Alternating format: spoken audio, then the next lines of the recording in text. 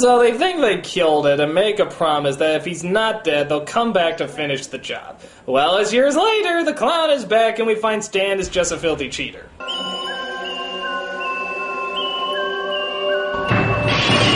Oh no, she dropped her can of beer. Isn't that the drink that the movie Steel made famous?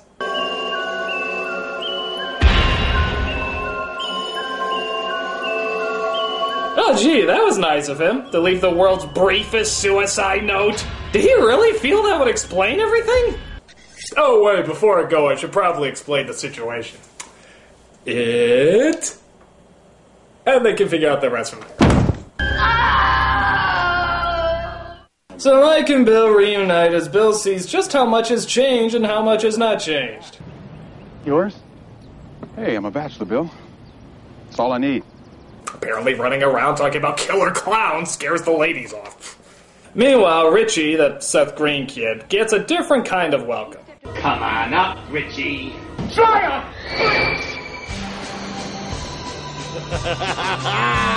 It's those wonderful balloons where even though no one can see or feel them, it still makes people somehow flinch.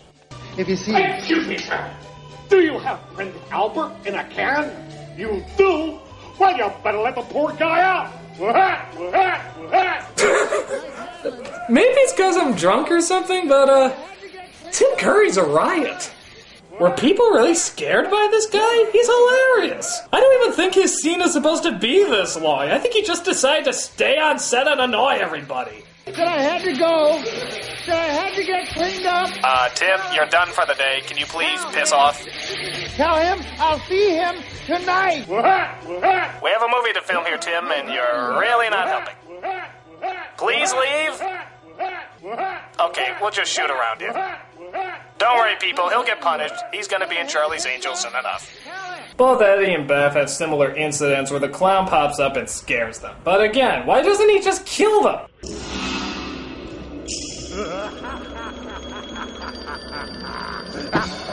Boy, they're really banking on balloons being scary, aren't they? Do they really think that's gonna threaten people? If that's the case, maybe this movie was a stalker film. Okay, so they meet up at a Chinese restaurant for a nice big reunion. While the camera circles around the table enough times to make you puke, though to be fair, maybe that's from this obnoxious drinking game, we see the only surviving bully is now in a mental institution, where he's transformed into Matlock. Up here. You helped me once. Remember? Oh, hey, it's a beautiful Tim Curry out tonight.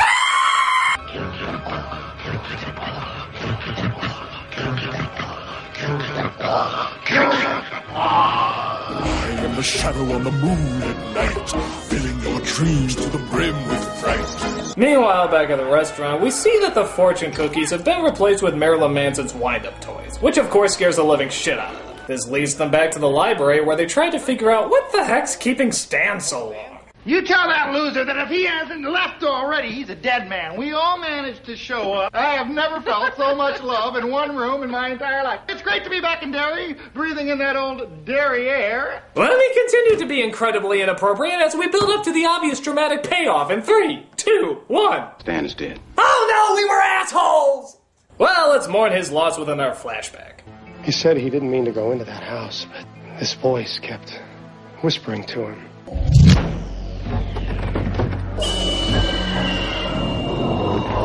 Okay, I must really be gone because that looks like a mummy. Seriously? We're using mummies now? This isn't a Stephen King movie, it's an Abbott and Costello knockoff! He was trapped. The only thing he could think of to do was to hold his bird book out in front of him like a shield and say as loud as he could the names of all the birds he could remember.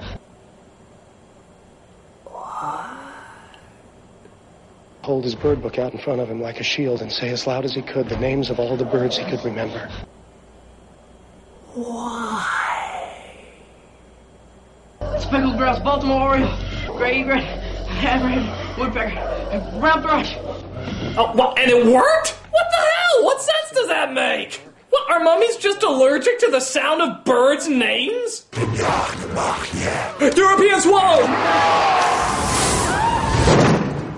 I hadn't thought of it until just now, I swear. He said, I looked into its deadlights, and I wanted to be there. Deadlights.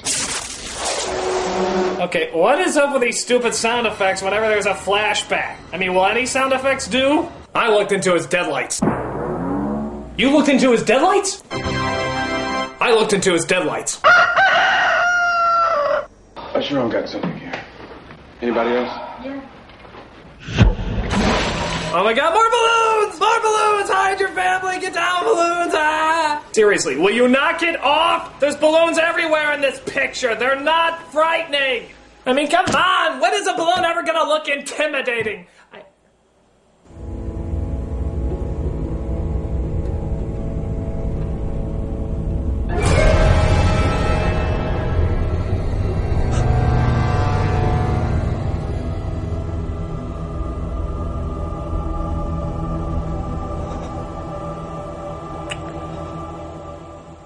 So the scariest fuck balloons come out as they see Stan's head is inside. This would be somewhat scary until... Sorry I'm late. Well, let's see who's here. Richie, you still here? We never expected you to stick around. Nice nose job. No one would ever suspect. Haystack, putting on a little weight, huh? Wheezy, how's your sex life? What's your sex life? This is turning into a stand-up routine at Jeffrey Dahmer's house. We all float down here, and you will too. They all float! So I guess they don't find the talking head that funny, and they get the hell out of there. Meanwhile, we see the bully escape from the mental hospital by...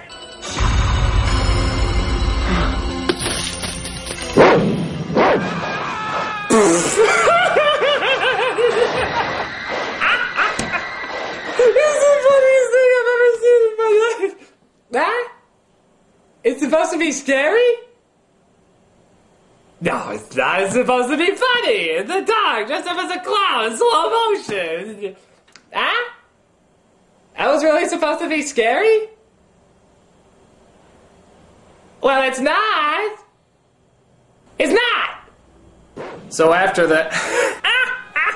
Okay. They figure out that the clown attacks or feeds, if you will, on people every 30 years. Oh, and apparently the whole entire town is in on it too. How do they know that? Get this. Because when Bev was a girl getting beat up once, an old man went back inside. Yeah, because that one dick cheese didn't help her, that apparently means the whole town is crazy. I couldn't believe it. He just turned around and went inside. That was when it really hit me. There was something terribly wrong in Derry, with Derry. Isn't it obvious?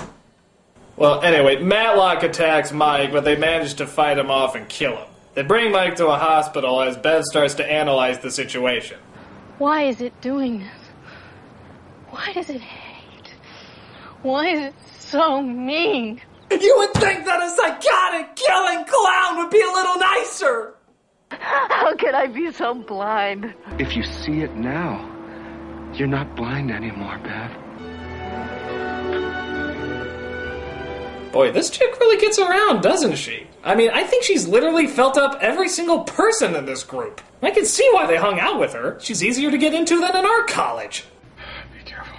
You can't trust anyone. If anybody asks, party got out of hand, dancing on the table, you took a fall. Anyone who's seen me dance will buy that. Well, that's great. And how are you going to explain the dead escaped mental patient? You're not seriously suggesting you walk out of here and leave him lying there. You're not seriously suggesting we walk out of here and leave it lying there. Yeah, that's what I'm suggesting. Why don't you call the police? This whole town is it in some way, all of them. Bill's right. Really? We're still on this? Because one old fart went in and jerked off, that means the entire town is crazy? Here's an idea. You're all seeing killer clowns. Maybe you're crazy. Did that ever occur to you, you crazy sacks of crazy? So they all decide to go back into the sewer and kill this thing once and for all. So what kind of weapons are they bringing, you think? I don't suppose anybody thought to bring anything really useful like a machine gun. I brought this. It's the only thing I saved from those days. Oh, that's great. They're bringing a slingshot. They can either bring a machine gun or a slingshot. Rambo or Dennis the Menace. You're going down, Mr. Wilson. Pew, pew, pew. Oh, come on. Guys, what the hell are you gonna do now? Sing Kumbaya? Wake up. Take a breath. You smell that? That's death.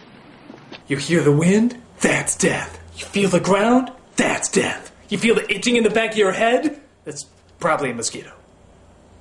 Mosquito of death!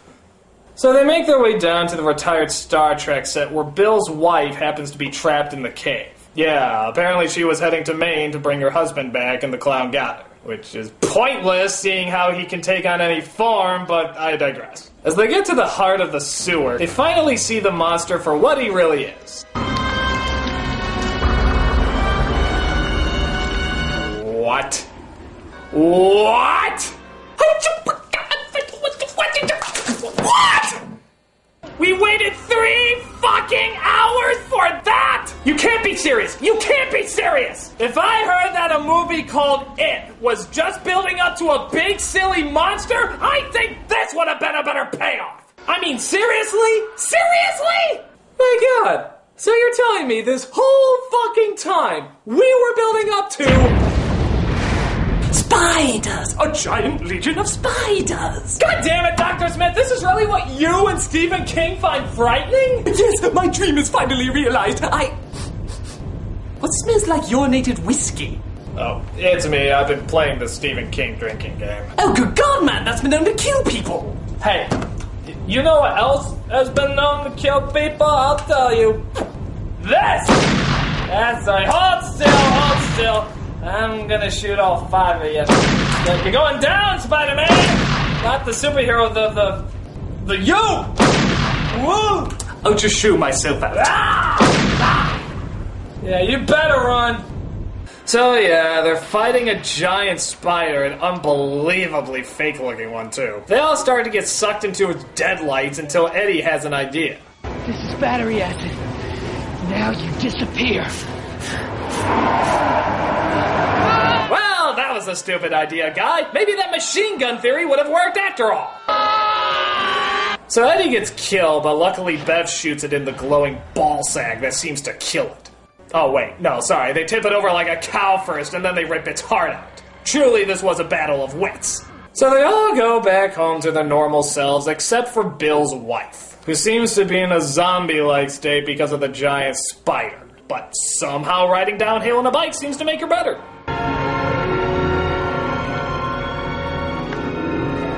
So yeah, the character that had like 2 scenes, a few lines of dialogue, and barely any presence, she's gonna be okay. Yeah, I know you're all on the edge of your seats about that, but yeah, she's gonna be okay now. So of course, all that build-up leads to an unbelievable letdown, which is the ultimate staple of Stephen King, which means that gives us our very last shot. This movie sucks! I mean, the stuff with the kids is tolerable because the kids themselves are actually pretty good actors, and of course Tim Curry's a lot of fun, but half the adults are just terrible. The plot makes no sense, it's melodramatic as hell, and it all suffers from those Stephen King stereotypes we've seen a bajillion times before. And plus, what's with all the balloons? They're not scary! Why do they keep thinking they're scary? What, were they high? I mean, seriously, who in their right mind would ever think a balloon is scary?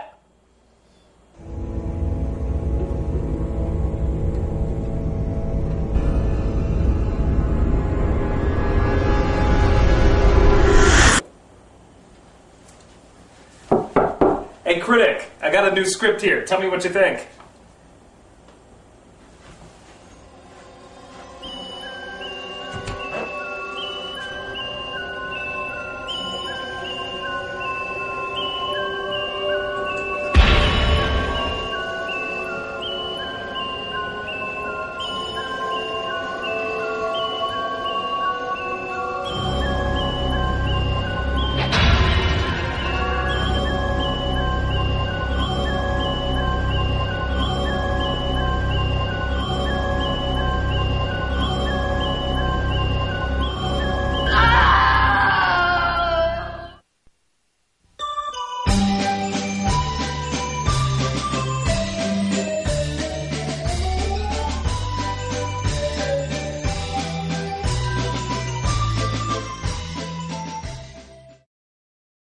Why is it so mean?